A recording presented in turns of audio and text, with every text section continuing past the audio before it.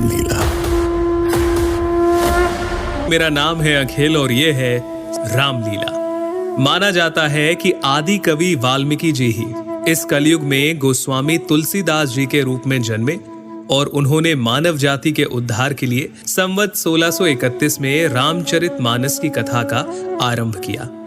गोस्वामी जी स्वयं कहते हैं कि 4 वेद, 18 पुराण और सभी शास्त्रों को पढ़ने का फल आपको रामचरितमानस से मिल जाता है।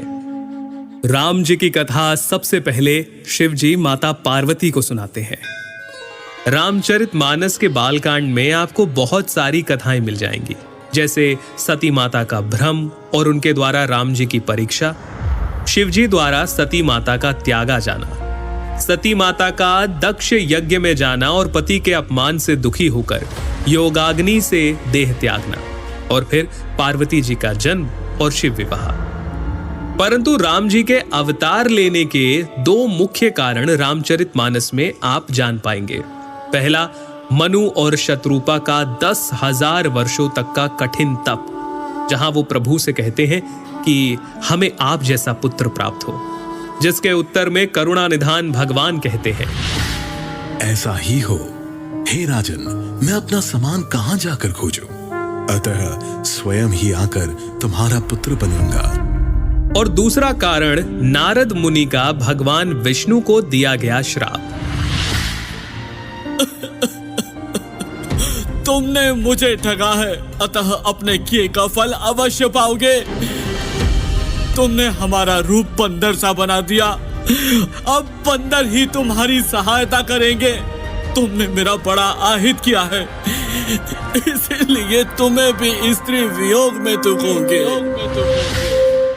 एक ओर जहां राम जन्म की भूमिका बन रही थी, वहीं पुलत्स्य ऋषि के कुल में जन्म हुआ भाइयों समेत 10 सर और 20 भुजाओं वाले प्रचंड पराक्रमी रावण का।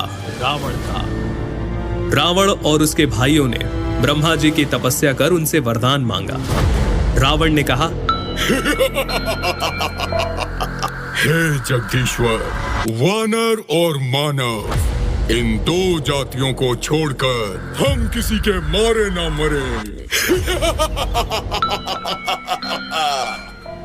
और कुंभकर्ण सरस्वती जी के प्रभाव के चलते इंद्रासन के स्थान पर निद्रासन का वर मांग बैठे, और विभीषण ने प्रभु चरणों में निष्काम प्रेम का वरदान मांगा। चलिए आगे बढ़ते हैं और आते हैं राजा दशरथ पर, जिन्हें ग्लानि थी कि उन्हें कोई पुत्र नहीं था। गुरु वशिष्ठ के कहे अनुसार महाराज दशरथ ने ऋषि श्रृंगी को बुलाकर पुत्र कामेष्ठी यज्ञ किया, जहां अग्निदेव स्वयं हाथ में चरु यानी कि खीर लिए प्रकट हुए, और इस खीर के प्रभाव से तीनों रानियां यानी माता कौशल्या, माता कैकेयी और माता सुमित्रा गर्भवती हुईं, और चैत्र मास के शुक्ल पक्ष की 9वीं तिथि को दोपहर के समय प्रभु श्री राम का प्राकट्य हुआ। 9वीं तिथि मधुमास पुनीता, 9वीं तिथि मधुमास पुनीता, शुक्ल पक्ष अभिजीत हरि प्रीता,